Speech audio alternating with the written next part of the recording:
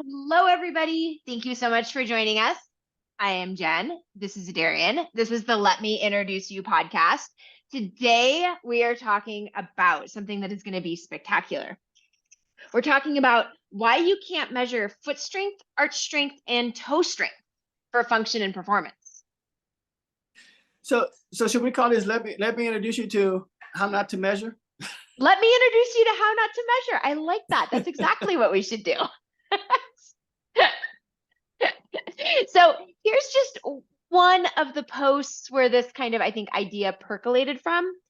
The claim made by this very well-known person, doesn't matter who this person is, said, research has shown the stronger your toes, the better your balance, the more force, the greater the acceleration, and the higher the vertical jump.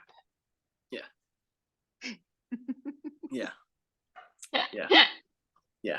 So I mean, this becomes the thing I look at, and it's still with research. It's always research, When I looked into it more, and you see this is how they're measuring toe strength based on grip strength. Toes are not like the hands, Right. Where we know grip strength is huge. If you can't grip anything, you can't lift anything. We know that's huge. Yeah. You're measuring grip strength of the foot. It has no correlation to the movement, because I don't try and grip and grab the ground as I walk or run or jump. Well, in fact, you want to do the opposite, right? Because if you're gripping and grabbing the floor, doesn't that indicate that you're trying to stay on the floor? Well, not only that, if you're gripping and grabbing the floor, you just messed up your arches. Right. If you're gripping, because you got to remember, you got this end point from the heel to the MTP joint. Yes. If you grip your toes, you just raise the MTP joint off the ground. So you just lifting your arches, which actually makes things weaker. Which is going to make your performance decrease. And think about that, trying to run by gripping. I mean, just knuckle up and try to run. Just knuckle up and try to run, try to jump. Just do it. It's not going to work out well. So how's this indication of? Well, so then I sent you a couple of research articles and you sent me another one back. So we started looking at the research, I'm using air quotes behind this. Yeah. So here's like one example, was a 2020 study. They looked at, is toe strength and foot arch strength related to force components during the ground contact phase in vertical jump? Yeah. This is what they wanted to know. So what is that exactly? What does that mean? That's gobbledygook. It don't mean... So our hypothesis is not even like... Well, I mean, the thing is, you have to go back to movement in itself, Right. And what these guys are researching is in the wrong ballpark, because we don't move that way. That's why it's gobbledygook, I mean, your arches do what they do. They support you. But just like, okay, watch this. I'm gonna blow this up right away. Go back to the opening paragraph of that abstract. It said, so what they were trying to study is toe strength and foot arch strength related to force components during the ground contact phase in the vertical. Yeah, go up in that where it's like introduction of what their introduction to the research. Oh, I don't have the paper in front of me. Okay, but they make a claim without no support. Right. That foot strength, and there's no reference to where they got this from. This happens, and for all of you listening, if you're big into the research-based way of moving, there's a lot of this that happens in the research, and I'm using air quotes when I say research. Yeah. So they made a claim with no foundation. Okay. That now they're working off this claim with no foundation. So the whole thing is flawed already. There's no Well, so then it gets better, right? They looked at 31 young men that explosively exerted maximal force on a toe grip dynamometer. Once again, where's the reference to explosive? They didn't have one. That I do know. So explosive, what was the other part of it? Explosively exerted maximal force on a toe grip dynamometer. Yeah. And so I looked at the numbers. Like, I think the number was like 4.9 kilograms, 8 pounds. Yeah. What? 8 pounds? Well, and let's talk about what a toe grip dynamometer is. It's measuring literally like the gripping of the toes, right? You're not gripping anything. Right. It's not like the hand. It's not like the hand, where the hand can actually grab something. You can't grab anything. In order to Right. grip something, you to grab it. You can't grab anything. You can claw something. You can scratch something. They want to call it claw strength, whatever. Okay, I'll go for that. But grip, nah. All you're doing is what? Curling your toes up. Yeah. And so you're curling your toes up, so you got 8 pounds of curl in you. Okay, now what? I know when I looked at, when you sent me the picture of what the toe grip dynamometer looked like, I mean, it looks like they're trying to do like the toe scrunch exercise without the towel scrunch exercise without the towel. Right. But and so see, once again, bad information. Somebody equated towel scrunching as a strength exercise. So here they are trying to test this theory of towel scrunching and they're trying to prove that, which you go, no. But at the same time, too, why do they have to brace the ankle? Oh, and they do it seated too. At least Seated. in the Well, even one that why do you think they had to brace the ankle? I don't know why. Because guess what's going to move? The ankle, right? The shin. Yeah, the shin's going to move. You're standing, it's going to move. So they're trying to brace. So basically what's happening is, as a person, the only thing you can do now is dorsiflex and see how it works out. The only way you can do that is you're going to have to dorsiflex the foot to do this here. That makes sense. If you don't dorsiflex the foot, and without the ankle being stabilized, you can't dorsiflex the foot on that device. So they're trying to dorsiflex the foot to do the crunch. Other than that, all that's going to happen is your toes press into the ground. They don't do this. But once again, people don't understand joints and movement and things like that. And then they come up with these ideas that go, that doesn't work that way. The body doesn't work that way.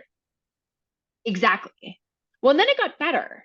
So they measured isometric force and rate of force development using this technique. Right. And then they also measured foot arch height, see if there was that foot arch height had any bearing, which is the distance between the navicular tuberosity and the floor. Yeah. Correct. That's foot arch height. That's correct, right? Yeah. Okay. No. No. Well, as I was reading this, I'm like, wait, but foot arch height, I mean, if with you just standing, I don't know. But like it's not that. It's okay. You have this arch. You have this structure that's expanding across something. Yeah.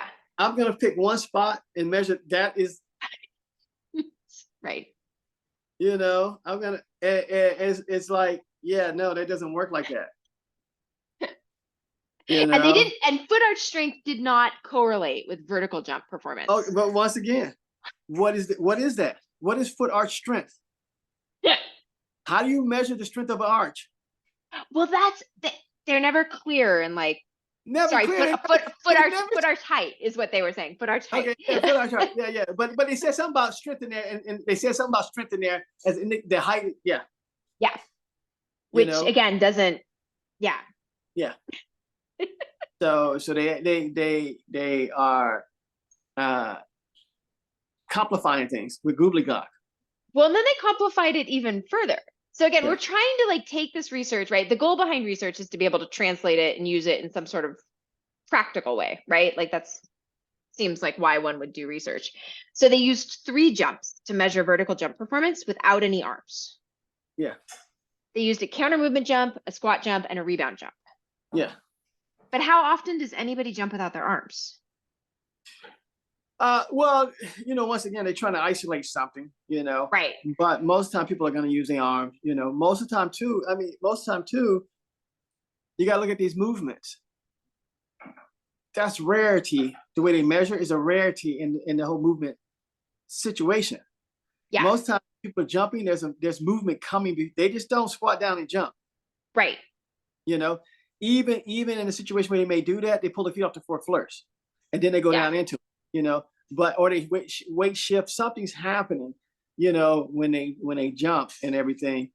But it's so how they measure that, once again, is not what happens in the real environment. Right. Which again makes the claim that this is correlated with this. It doesn't really. It's not flawed. correlated. Yeah, it's flawed. It's flawed all the way around. Yeah.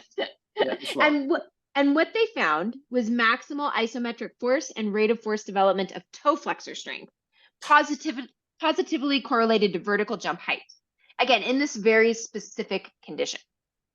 But yeah, but I'm still trying to figure out, like, I think I read that too, and they did like 10 regressions. They did a regression because they're looking for a certain answer. We ran the numbers 20 different ways until we got what we were looking for. I almost actually copied that section to ask you about it, because that's what I noticed too. I'm like, it looks like they're doing a lot of statistical like manipulation to make this work. Yeah, it's like that. It's not there. Oh, let's run it this way. It's not there. Let's run it this way. And they talking about they account for body mass and all this other kind of stuff. Yeah. You know, it's like, where are y'all getting this stuff from? You know? But and so once again, but let's just go. Oh, okay. Look, I'm gonna give in. Okay. Okay. Let's say what they said is there is a correlation. There is a correlation. Okay. So, how much do I need to increase my strength to increase my vertical? There should be, if that's a correlation, there should be a number in there somewhere. You would, and there wasn't one that I saw. Now, granted, I did read the paper, but I read it kind of quickly. So if there was one, you know. So then people come out talking about, you know, I'm going to increase foot strength, and they start doing these exercises, you know. But once again, you know, I'm going to do some towel crunches, and I'm going to jump higher and run faster. No. No. Well, and then we have the second paper, the one that you sent me. Yeah. Which was 17 college athletes. They wanted to measure toe flexor strength with MTP joint in plantar flexion and toe pushing force with MTP joint in dorsiflexion. Yeah. Because they used this. I think they counted the other study. Yeah. And they used the same, that toe grip dynamometer thing. So it was the same tool. The ability to change direction was evaluated using the Pro Agility and 3-cone tests. Yeah. Now, what are those?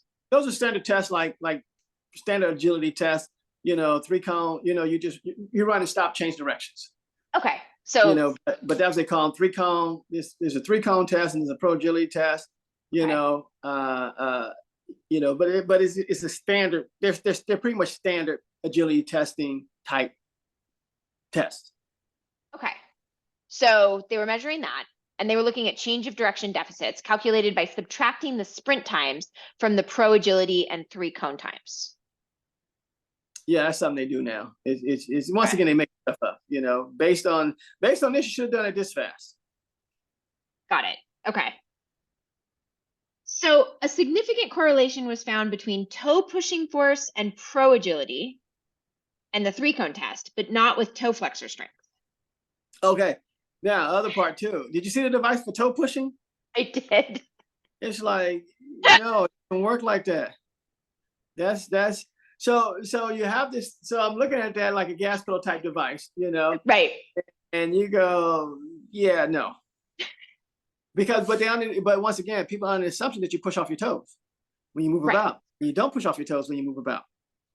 And I am really surprised no one has taken that into consideration when they're developing some of these research protocols. Yeah. Well, you got to remember, these guys are scientists. They just sitting in a lab. Somebody came up with something.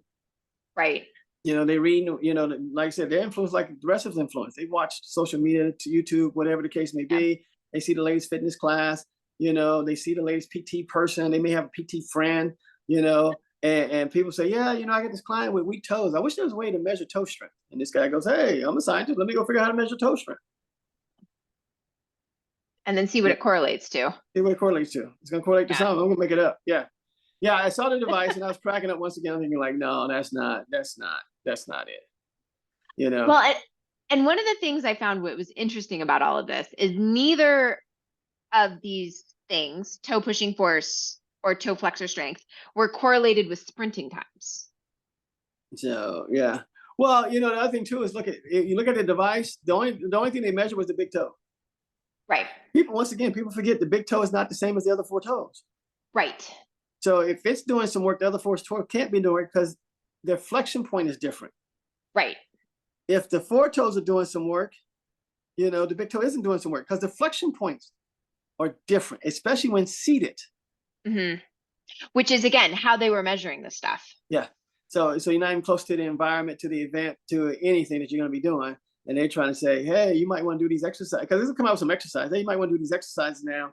You know, I got a device, because, okay, think about it this way. You see that ankle device that people are using now? Oh, yeah. They come out with crazy devices all of a sudden. Which makes money. Which makes money. Yeah. Which is the whole point, make money. Right. You know, not to make you better, just make money. Now with the sprinting speed, now I could be wrong, but it seems like if you have you could teach someone that's not great at changing direction, but has a great sprinting speed, how to be better at changing direction, couldn't you? Well, yeah. Well, the whole thing about it, people that are good at changing directions are not the fastest. Oh, interesting. Okay. But the whole problem, and the reason they're not is this here. Fast people should be better at changing directions, because I can go slower. But you've been trained to go as hard as possible, which is the problem. Oh, okay. See, I'm performing now, so I'm going as fast as Right. I can, you know.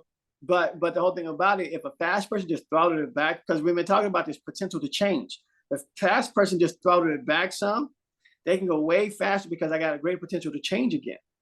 Oh, A okay. slow person doesn't have much potential to change because they're slow. That makes sense. That's just, Yeah. you're slow. You don't got much potential. Right. So that becomes the thing, is that all of a sudden you put somebody as competitive in a situation like this, and you say go, and you don't go hard enough. You could have went fast, crazy. That is a good point. And it seems like this data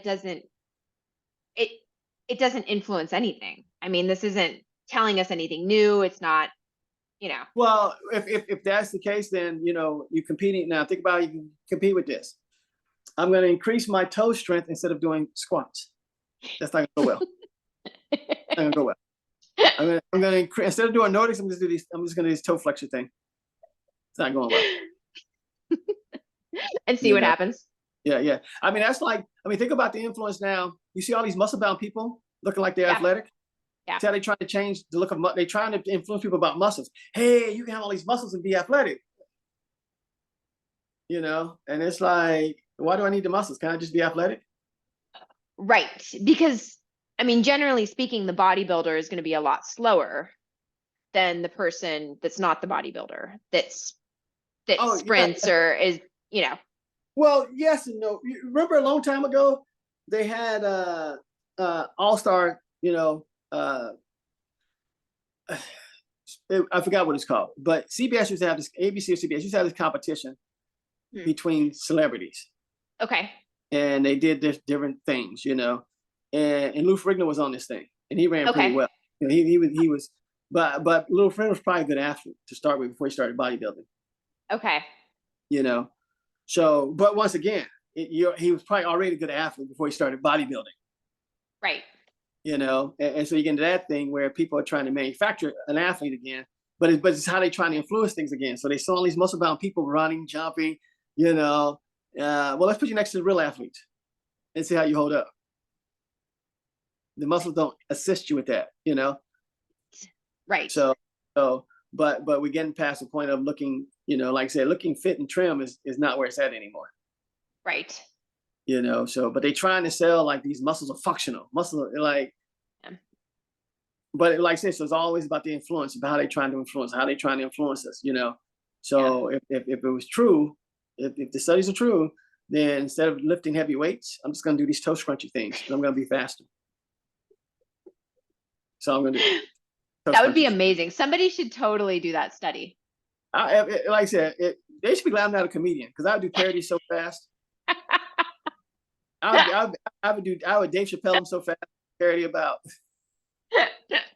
Well, and this stuff, so like, again, here we have a well-known Instagram. Oh, I can call this person an influencer. They definitely have a lot of respect and clout in this particular field, which is foot strength stuff, making this claim.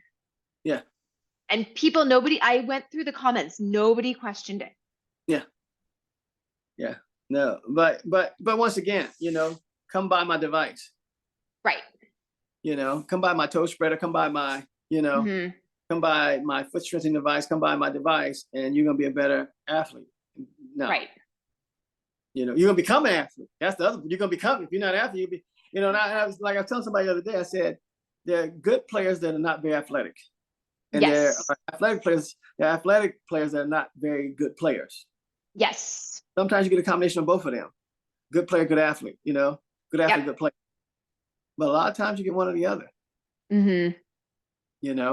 So I think that becomes a lot of it too, is that people have these things mixed up, about what is being athletic now, because Yeah. it's been colluded and stuff based on the fact that, hey, I'm going to increase my toe strength. Well, Because we're what did they getting test so them at? What did they test them at? Athletic type things: right. agility, sprinting, jumping. They test them with athletic type things, so people are gonna like, yeah, this is how I become a better sprinter. Or this how. No, it don't work like that. Right. But once again, like you said, how do you measure ankle strength? How do you measure, toe strength, toe isometric strength? Like what, Well, and then and explosive. Like, how are we adding explosive with yeah, the yeah, dynamometer? I'm like, what did they do to make this? yeah. And how did you isolate to make sure all 5 toes were working and not just the big Right. toe? Yeah. Even think about the big toe having a hump on it and da da da. It's gonna hit the ground before the other toe. So you're not accounting for none of this stuff, huh? You just put it up. How do you make sure that the foot itself is not pressing down versus Right. even though you're trying to flex at the MTP joint, you can still get some other things to work with that. So yeah. So how do we know that you're measuring what you say you're measuring? And Isn't you that really the, don't. but isn't that the point of claiming something is valid, that you're gonna just actually measure this? Yes. Where's that reference at? Where's the reference to that? This is what this is based, this da da da da da da, and then I need a reference, but there's no reference. And I've been reading research for years, many years, over a decade.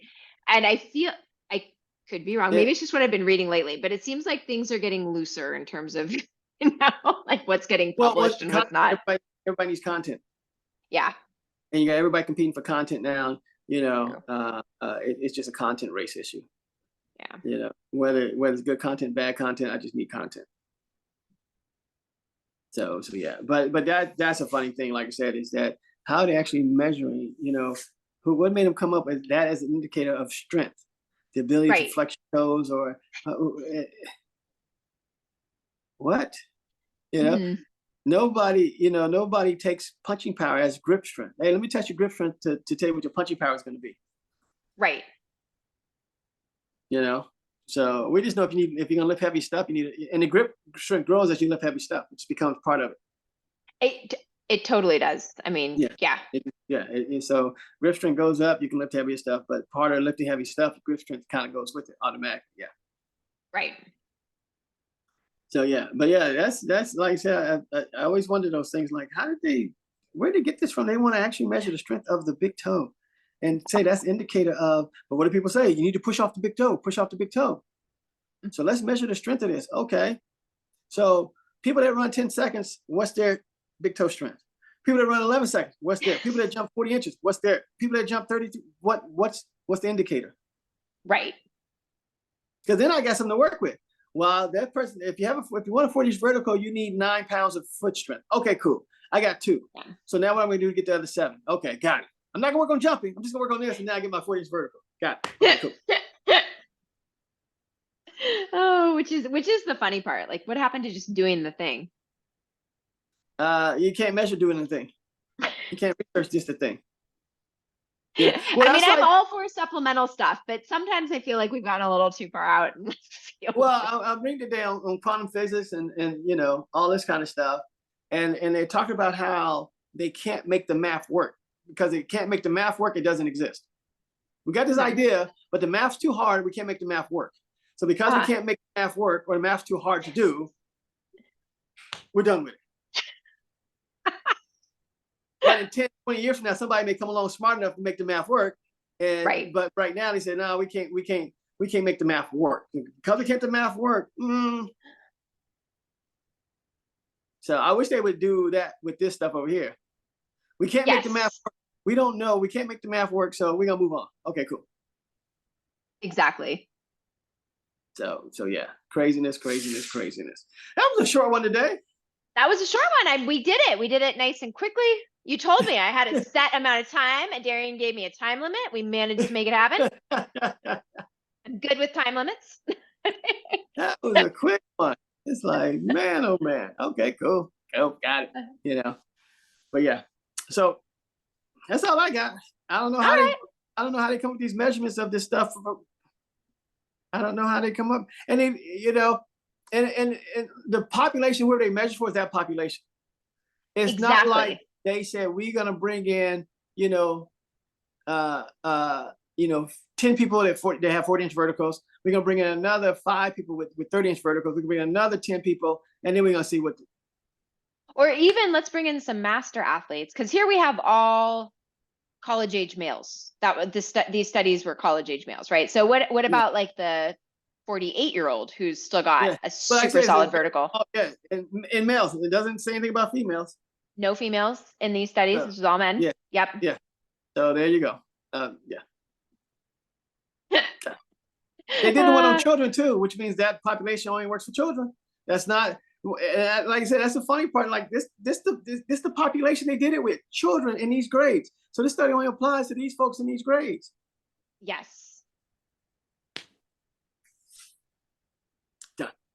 Done. Now we do have a couple things coming up, right? We have Las Vegas, January 12th. Is that right? January 12th through 13th, right? Yeah. 12th and 13th. Yeah.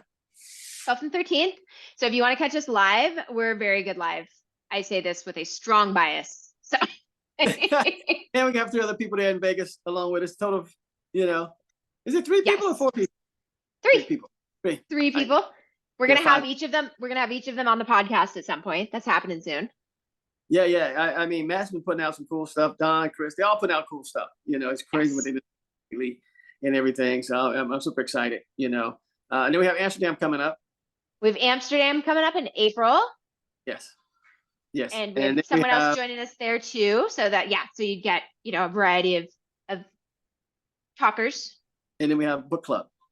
And then we have book club. I'm super excited about book club. If you've read the book, Let Me Introduce You, and you have questions or you just want to know better how to apply the concepts, this is a great place to explore ideas. Yes. Outstanding place. So yeah. So a couple of things coming up. Yeah. And then we got the next book coming out. Next book's coming out. I am writing. Adarian is not reading. So for those of you listening, I am doing my part. I am writing and proofing as quickly as I can. And I just keep sending him chapters. Watch, about to come back and bite her. Watch. I'll take that one, but okay. Every week she tried to throw me underneath the bus, but it's gonna come back. I'm gonna lift the bus up one day. All right. But yes, that's coming soon. We do strongly encourage you to read Let Me Introduce You first before reading the second book. It'll make it a much easier read that way. Yeah. Much easier. And that's all we've got until next week, everybody. If you have any questions, just shoot me an email or drop it in the chat. Talk soon.